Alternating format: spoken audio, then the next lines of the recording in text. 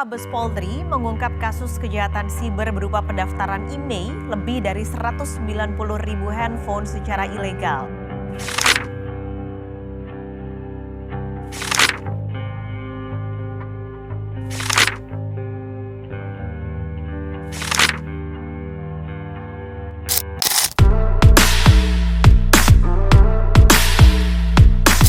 Assalamualaikum warahmatullahi wabarakatuh. Selamat datang kembali di channel Edukasimu. Saya Hikal Rifki Panani. Baik teman-teman, pada video kali ini saya akan membahas mengenai kasus yang sedang viral pada saat ini, khususnya di dunia teknologi, yaitu tentang iPhone dan email. Yang mana pada kasus ini terjadi pemblokiran email pada iPhone. Lantas bagaimana kronologi kasus tersebut bisa terjadi dan apa saja penyebab-penyebab email bisa diblokir dari iPhone? Baik teman-teman, untuk pembahasannya saya akan membahasnya di segmen Edukasimu.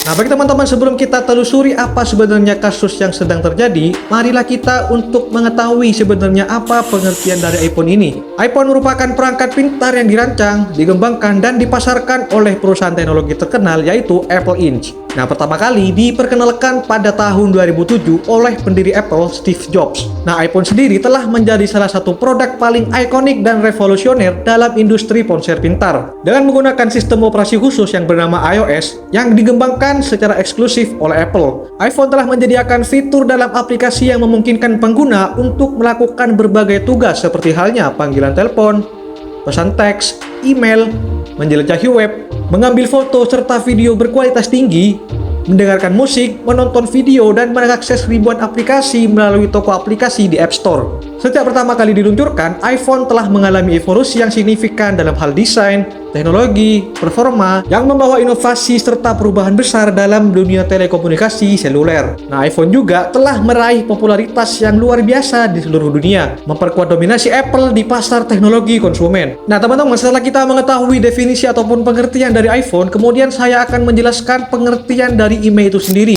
Kami mengutip dari CNN Indonesia, email adalah singkatan dari International Mobile Equipment Identity, yang dalam bahasa Indonesia berarti identitas perangkat bergerak internasional. Nah, email sendiri merupakan nomor unik yang diberikan kepada setiap perangkat ponsel yang dirancang untuk mengidentifikasi sebuah HP, mulai dari data spesifikasi hingga masa garansi. Nah, nomor email ini sendiri tergolong sangat penting dalam berbagai situasi, yaitu termasuk pertama, identifikasi perangkat. Nah, dengan nomor email, produsen, penyedia jasa, atau penyelenggara jaringan seluler dapat mengidentifikasi perangkat secara spesifik. Kemudian yang kedua, dapat melacak perangkat yang hilang atau dicuri. Dengan menggunakan nomor email, pengguna dapat melaporkan perangkat yang hilang ataupun dicuri kepada penyelenggara jaringan ataupun pihak yang berwenang, yang kemudian dapat membantu serta memblokir perangkat agar tidak dapat digunakan oleh pihak yang tidak berwenang. Kemudian yang ketiga, dapat mencegah pemalsuan perangkat. Nah, maksudnya nomor email ini dapat membantu dalam mencegah perangkat palsu atau ilegal karena setiap nomor email hanya boleh digunakan pada satu perangkat saja. Nah, teman-teman, pemerintah sendiri telah mewajibkan sinkronasi email ke semua perangkat telekomunikasi menurut Peraturan Menteri Komunikasi dan Informasi Nomor 1 Tahun 2020 tentang pengendalian alat dan atau perangkat telekomunikasi yang tersambung ke jaringan bergerak seluler melalui email. Nah, setiap perangkat elektronik seperti halnya ponsel pintar,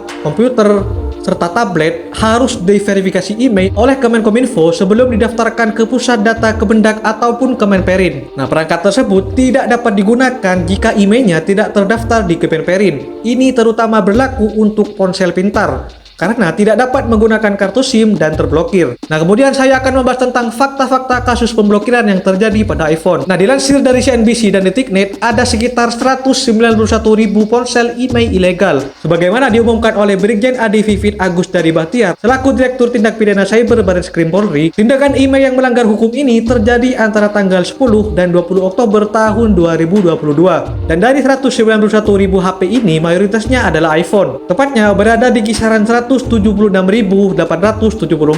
Menurut Adi Vivit, pendaftaran email HP hanya bisa dilakukan oleh 4 instansi, yaitu operator ponsel, Kominfo, Ditjen Bea Cukai, dan Kemenperin. Nah, dalam kasus ini, oknum di Kemenperin tidak melakukan proses permohonan email kepada sistem Centralized Equipment Identity Register ataupun CAIR. Padahal, dalam semestinya harus ada permohonan terlebih dahulu dan mendapat persetujuan dari Kominfo. Nah, teman-teman, dalam fakta selanjutnya dari kasus ini, negara kita diduga menelan kerugian hingga ratusan miliar. Seperti halnya yang diungkapkan oleh Kabareskrim Polri, yaitu Wahyu Widada yang mengatakan bahwasanya akan diduga kasus ini menyebabkan kerugian negara sekitar 353 miliar. Hal ini tentu merupakan angka yang sangat fantastis. Dan juga Kabareskrim Polri mengungkapkan bahwasanya gara-gara tindakan mereka yang melanggar undang-undang, para pelaku ini bisa dihadapkan pada hukuman serius. Mereka yang melakukan ini dapat disangkakan dengan beberapa pasal di undang-undang dan bisa kena hukuman penjara sampai hingga 12 tahun lamanya. Nah teman-teman, dari kasus ini benar-benar menjadi pelajaran buat kita bersama. Jangan coba-coba melanggar hukum karena akibatnya bisa sangat fatal ataupun berakibat besar. Tetap taati peraturan dan patuhi aturan yang berlaku biar nggak ada masalah ke depannya. Semoga pelaku dari kasus ini bisa ditindak sesuai dengan hukum yang berlaku. Nah bagi teman-teman sendiri yang hendak beralih menggunakan produk iPhone, alangkah lebih baiknya teman-teman harus membelinya di gerai resmi iPhone. Agar apa? Agar teman-teman nantinya mendapatkan iPhone yang telah terdaftar emailnya dan tentunya tidak akan diblokir. Dan juga jangan sekali-kali mencoba kasus ini ya teman-teman, karena dapat merugikan negara dan juga dapat merugikan teman-teman karena bisa jadi pelanggaran dalam undang-undang.